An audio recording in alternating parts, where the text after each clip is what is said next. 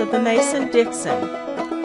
This is the Week in Review at the Abbeville Institute. Here is your host, Brian McClanahan. Welcome back to the Week in Review at the Abbeville Institute. This is your host, Brian McClanahan, and this is episode 147, covering the week of November 19th through November 23rd, 2018. Glad to have you back on the program. Glad to be here. Don't forget to follow us on Twitter at Abbeville Institute, like our Facebook page at Abbeville Institute, and of course subscribe to our YouTube page at Abbeville Institute. You can find all those social media buttons at the top of our webpage, abbevilleinstitute.org, A-B-B-E-V-I-L-L-E, institute.org. You can also give us an email address. We'll give you a free ebook, and you'll get our daily dose of Dixie, Monday through Friday, and our weekly email on Saturday or Sunday, which includes a link to this podcast. You can also get our free mobile app. Just go to your favorite application store, Google Play, iTunes, or Apple Podcast, and you can pick up this particular podcast through that way. You can also get our application through your Apple Store. And again, that's free of charge. You are able to get this podcast through that app. You're able to get our lectures through that app, which are over 200 in number. You're able to also have a mobile access to the website. So it's a free app. You're going to want to get it, Abbeville Institute on the go. Also, you can support the Abbeville Institute by going to our webpage again, abbevilleinstitute.org. At the top of the page, you'll see a tab that says support. You'll have donations, donation options. Click on that, and you can donate monthly or annually. And of course, all of your donations going to a good cause. They help us explore what is true and valuable in the Southern tradition. They help keep the website going, the podcast going, all of our conferences, scholarships. All these things are vital to the Southern tradition. So we appreciate every dollar you send us, whether it's monthly or annually, as little as you can or as much as you can. It's all appreciated and welcomed. Okay, well, this is interesting week. Of course, it's Yankee Thanksgiving week. So we had a full week of articles, though. And one of the things that we have to remember about Thanksgiving, and I say it's Yankee Thanksgiving week, and of course, we all take that time off and enjoy the time with our families. But the first Thanksgivings in America were not held in Plymouth, Massachusetts. They were held in the South. And the piece on Thursday, it's a travel piece, and it's written by an Abbeville Institute supporter, Brett Moffitt. But it's about traveling around North Carolina and how wonderful it is to tour Dixie and to see what the South has to offer. And I think that we forget this oftentimes. We had this, and I've talked about it before on this podcast. We have this perspective in America of North over South. What the North did was real American history. The South is this kind of insignificant other. And one of the things I find that we have, because of the influence of ultimately Northern churches in the South, is that our perspective on Thanksgiving has been skewed by that North over South. And that comes to just about everything. People if they want to explore, for example, the American founding, they go north. They go up to Philadelphia. They go to Boston. But there's a lot in the South to examine. I mean, a lot of people know about Jamestown, of course, and Williamsburg, but Jamestown is often seen as the other. Those are the odd people. We got to go to the pure Americans there in Plymouth. And if you go up there, the interpretation is, of course, that Plymouth did everything first. This is just completely not true. We ran a piece a couple of years back written by Line Gardner Tyler, who I did a talk on for the summer school a couple of years ago. And it was entitled Virginia First, and how everything started in Virginia. Now, this is something that a lot of people don't know, and if you study American history enough, you know this is true, but a lot of times in your education, in your public schools, whether it's junior high school, elementary school even, you're going to focus more on Plymouth than anything else. Thankfully, there's other options out there now besides your public school education. Even the public school teachers that get it right, they have a tremendous wave of propaganda against them, and that would be the first Thanksgiving and the Plymouth colony, and of course the Pilgrims. And again, a lot of that had to do with the influence of the Puritan churches, ultimately, and the fact that the North won the war, which had a heavy influence on Southern history. Southerners tried to push back against this in the postbellum period, oftentimes without success. And, of course, they're criticized for that. How dare they say that all these things came out of the South? These are just evil people in the South. But we had two Thanksgivings in the South before the 1621 event in Plymouth, Massachusetts. The first was held, of course, in Florida, but it was just a one-off event. It wasn't an annual event. And the same thing when we talk about Memorial Day, where we had a one-off event in Charleston from former slaves. And now people like David Blight run around saying, well, that's the first Memorial Day. Everything was based on that. No, it wasn't. I mean, it was a celebration in honor of the Union soldiers who had been killed. And it was a type of Memorial Day event, but it was a one-off event. It wasn't an annual event. The first annual event was held by women who were honoring Confederate soldiers, and that turned into Decoration Day, which then turned into the Grand Army, Union Army, the Union Army Veterans, Grand Army of the Republic, emulating that and creating Memorial Day.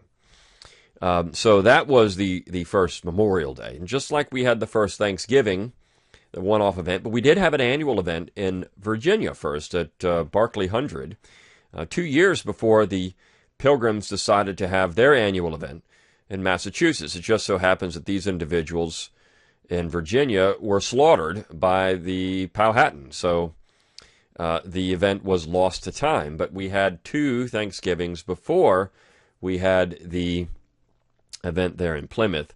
So people had forgotten this. But the first Thanksgiving was held in the South. The first annual Thanksgiving was held in the South.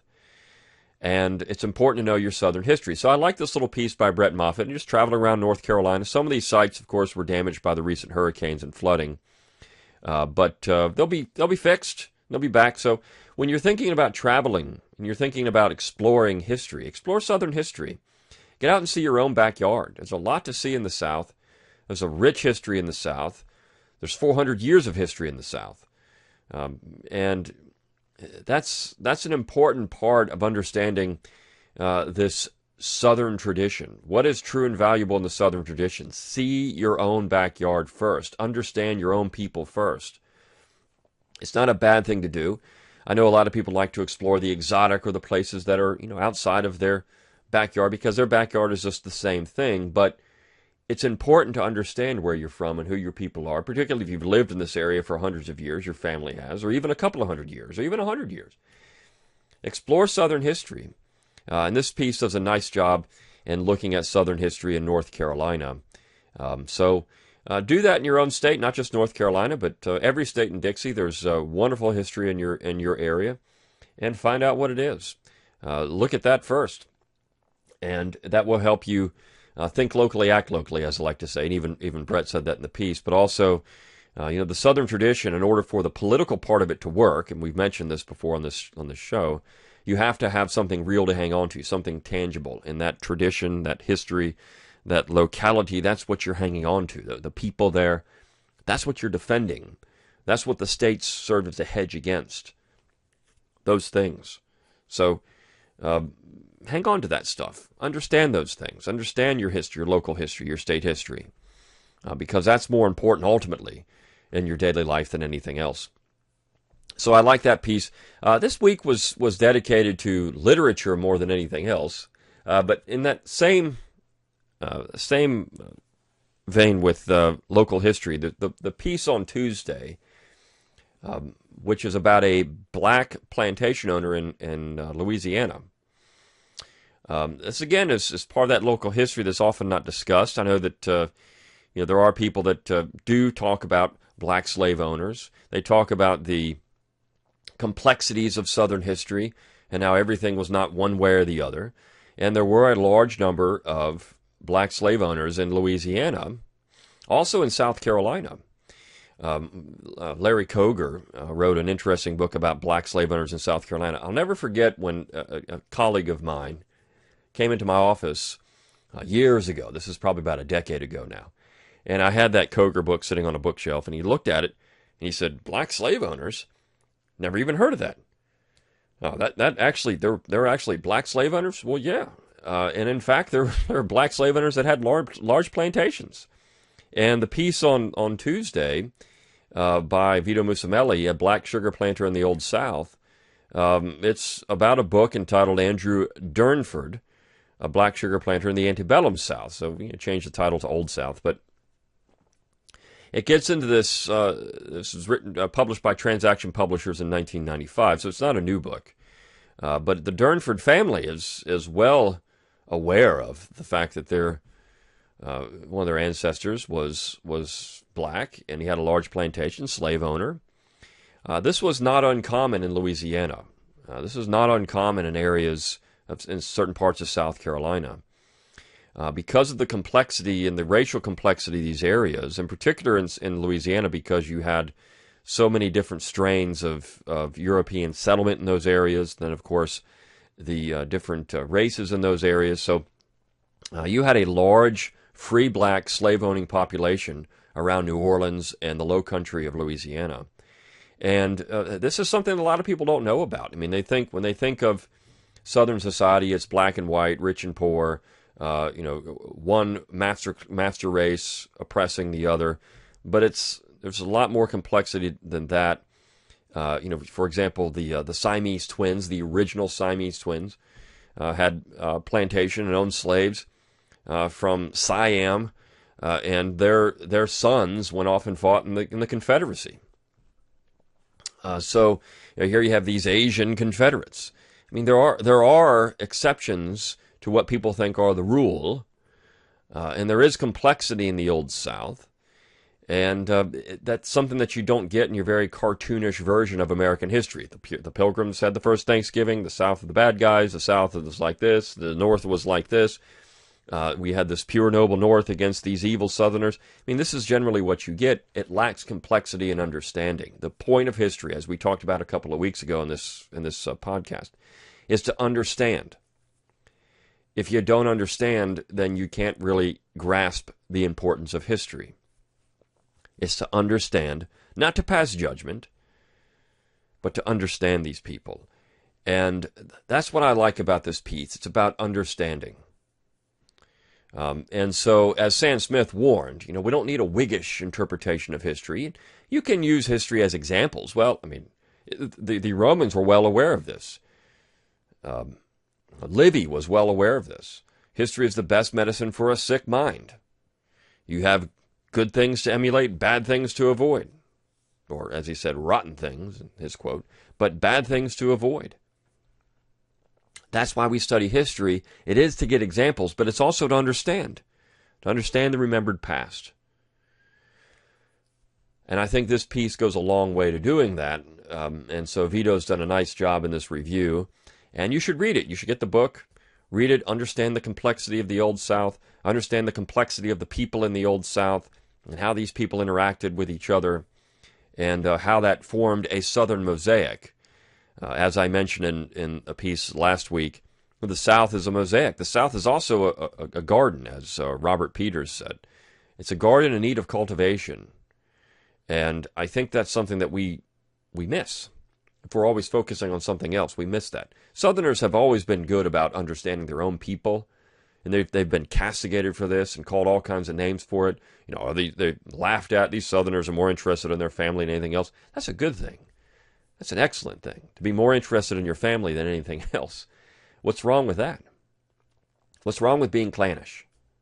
What's wrong with being interested in your own people and in your community? What's wrong with that? There's nothing wrong with that. We put great value on being cosmopolitan, and being cosmopolitan is not always a good thing. There was actually an article written a little while back about the impact that moving around a lot has on children. People are, I know that, throughout human history you've had nomads, but as we've developed civilization, people have become much more interested in cultivating culture, and civilization requires that, and it also requires a certain amount of being sedentary, being from a place. It creates a worth, a value. It creates comfort. What's better than your own house, your own land, your own place, and your own people? It creates a comfort level that people need. When you're constantly moving and you're afraid, you have insecurities for various reasons, you don't have the same comfort. You don't have the same attachment to something. You don't have the same sense of community. And that creates, it's a cosmopolitan worldview. It's very much Benjamin Franklin as opposed to Thomas Jefferson. That's an interesting split there in the founding generation. Both were considered to be cosmopolitan, but Jefferson was a man of his mountains. Franklin was a man of the world, and that mattered and how they viewed the world. They were both reformers in their own way. Both were men of science, but Jefferson was also a Virginian. Franklin was just a man of the world, so to speak. And so there's a dichotomy there that's important to understand. And having a place and a people and a culture, and having a root somewhere, that's important. There's a large number of Americans now that just travel around. They get an RV and they just travel around. That's nice. I mean, to travel and see things, but then they have no roots. What's better than going, since this is Thanksgiving week, going to grandma's or grandpa's on Thanksgiving and having that meal with your family? That's the importance of it, Christmas. And having that place that you're from, that you defend, that you know. And so Southerners have been better at doing this. There's a lot of New Englanders and Northerners that have this same attachment to place. No question about it. But Southerners have been more known for it than any other people in America. And that's a good thing. That's an excellent thing. It's not a bad thing. It's not a bad thing to be interested in your own people. So that's why I like this piece and why I liked Moffat's piece this week, and understanding your own people and your own place, your own background. And in that vein, you have the piece on Wednesday, Poe of Virginia. And so we had a couple of pieces dedicated to literature this week, which I found interesting. One was actually a piece of fiction by Jim Kibler, which I'll get into in a minute.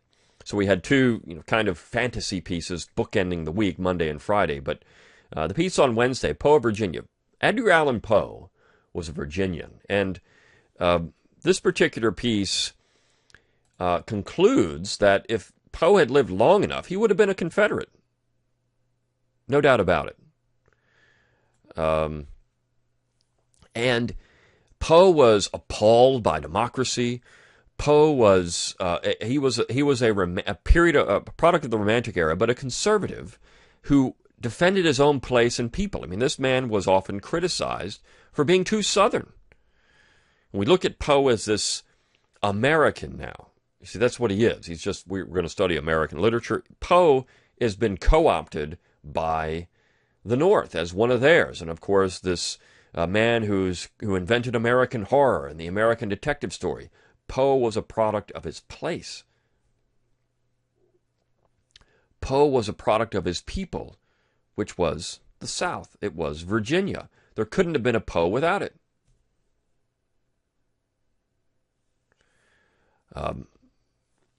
And so that's the interesting part of Poe. He was critical of Jefferson's America, of Jeffersonianism. He thought it was, Jeffersonian democracy was a dangerous thing. So he was very conservative, but he was very much interested in the South. And I love that part. Robert E. Mary wrote this. I love that about understanding who Edgar Allan Poe was. Poe was something more than just bizarre and amoral, as he says in the beginning of the piece. This is what you get from Poe. He died in a gutter wearing somebody else's clothes, married to his cousin. So he's just bizarre, strange character, amoral, and that his mind was just a mess. Poe was a deep thinker, and he was a man attached to his people and his place. He was a Virginian. And so the title of this piece is Poe of Virginia. It's important to understand that, again, what the South brings to the table. What is Southern culture and the Southern tradition? What does it have? How is this mosaic created? And it's not just the political part of the Southern tradition, but the literature, which is Poe, the music, the art, the food.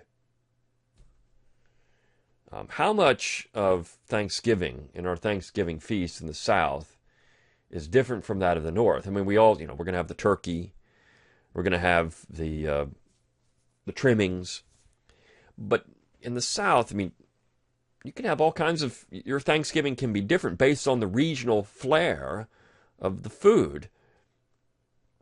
And I remember when I was I went back to visit my folks, and there was a lady there and she was from Cleveland, African-American lady. And she said that she was going to have an African-American Thanksgiving. I said, oh, yeah, what's that? She said, we're going to have black-eyed peas, we're going to have cornbread, and she called it a soul food Thanksgiving. We're going to have that, African-American soul food Thanksgiving. I said, so you're going to have a Southern Thanksgiving? No. I said African-American, this thing. Butter beans. So she was going to have what they eat in the South, because that's where all that came from. I mean, that regional flair, what people call soul food or African-American food, it's Southern food. This is what people in the South ate. So it's just, you have to understand the complexity. And it doesn't matter what race you were, and this is what you ate, and this is what you had, that regional flair.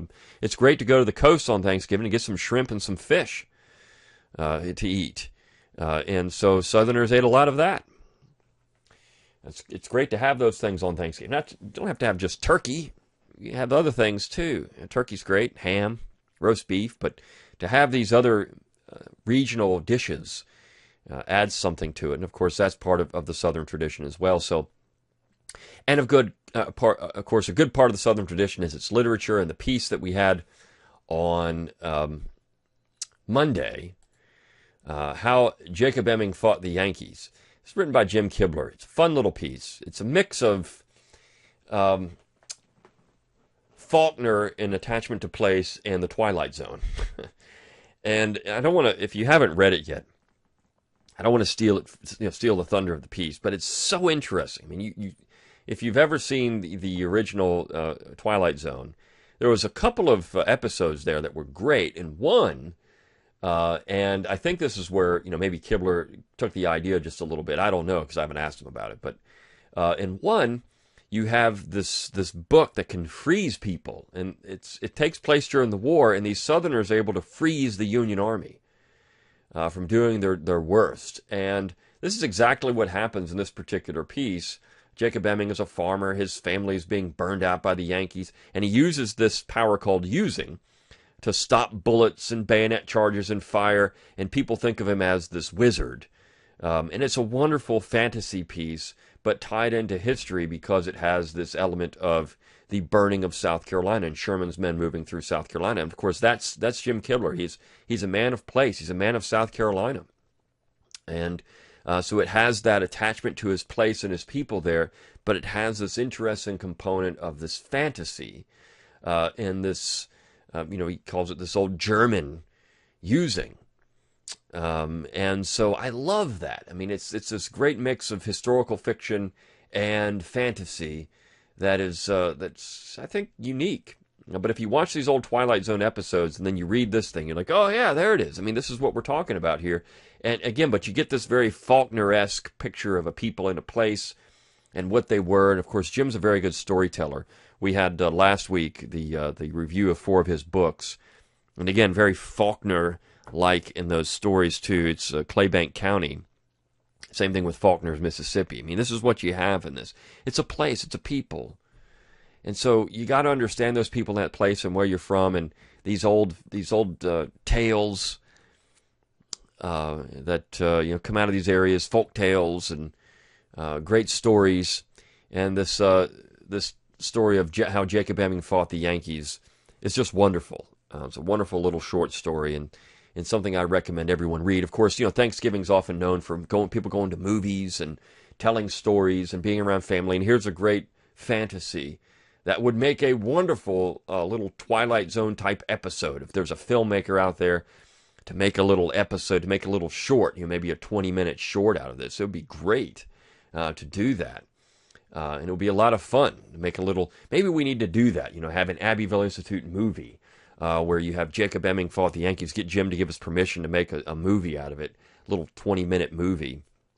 You have to have a good filmmaker, somebody that could do it, and then release the thing and have a lot of fun with it, because you get to bash the Yankees, and you also have this very Twilight Zone type story with it.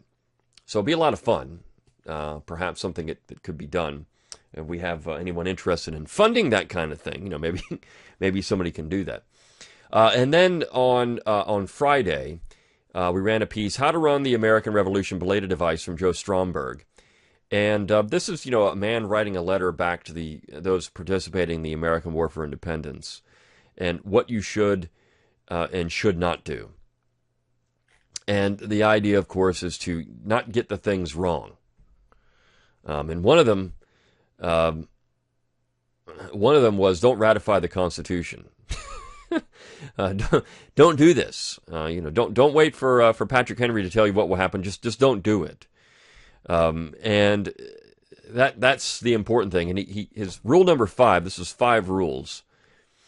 5 rules that you should think about. And rule number 5 was do all the things recommended above, and you will have some chance of actually obtaining your goals by means of this revolution. Otherwise, your descendants will be harangued in the following manner. And this is from a 1960 book, and this is what the author Charles Black had said in The People and the Court, Judicial Review in a Democracy. He wrote this, quote, "We are all Hamiltonians today. If Jefferson had actually won out, there would have been no TVA. But alas, for those who would count this loss a gain, there would have been no FBI. Neither of these institutions could conceivably be justified on a strict construction of the necessary and proper clause. The Federal Reserve System would have been an impossibility. There would have been no Interstate Commerce Commission, no federal control of marijuana. Investigations by committees of Congress would have been out of the question. The federal organization would have been possessed a number of scattered and discontinuous paper powers."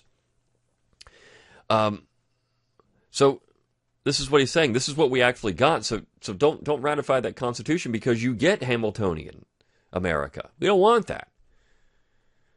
Don't ratify the Constitution. Don't join any unions, he said. Stay out of that. Don't do that. Don't volunteer to be in the Army. And don't cooperate with any leaders. These people in the Continental Congress. So it's just looking back and saying all the mistakes that we made in the American War for Independence. We replaced one tyranny with another ultimately. And we should have stayed in our states. So this is a fun little piece. Again, a fantasy. Going back in time, writing a letter. It's like Back to the Future. Send yourself a telegram. But go back in time with it. It's fun to do these kind of things. It's fun to have these historical inferences, what if, and we often forget that, our side has to be funny. Our side has to be fun. We can't just be serious. I mean, it's often portrayed, Southerners just brooding all the time. We're so serious and brooding, and we can't have any fun. We can't poke fun at ourselves, which is completely not true. All of humor is actually Southern. You look at the greatest comedians in America. They were Southern, or at least they loved the Southern tradition, the Southern people. The most important comedian of the 1930s, Will Rogers, was Southern. You go back to the earliest comedy in America, it's Southern. You look at your most famous comedians around today. Many of them are Southern. The funniest comedian of the late 20th century, Louis Grizzard, Southern.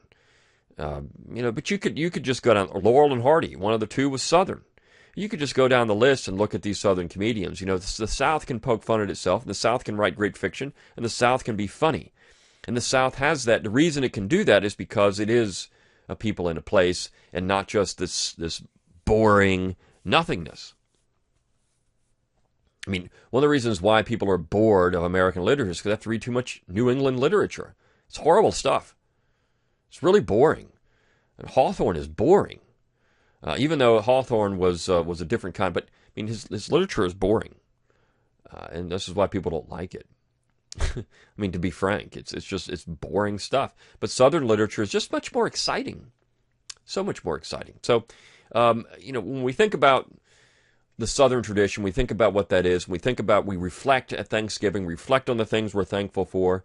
Be thankful for where you're from, your people and your place, your family, your traditions, your culture. Be thankful for those things. Be thankful for your ancestors and what they gave to you, what they bequeathed to you and your people. Be thankful for that during this important time of reflection. Be thankful that Virginia was first, because if Plymouth was first, America would have looked a lot different in the colonial period, and we wouldn't have had this tradition to talk about. Now, of course, we live in Massachusetts, America now.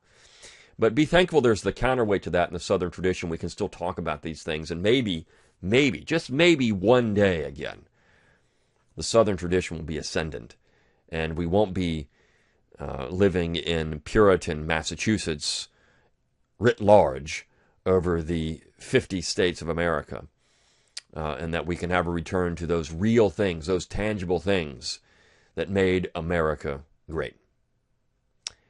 Until next time, good day.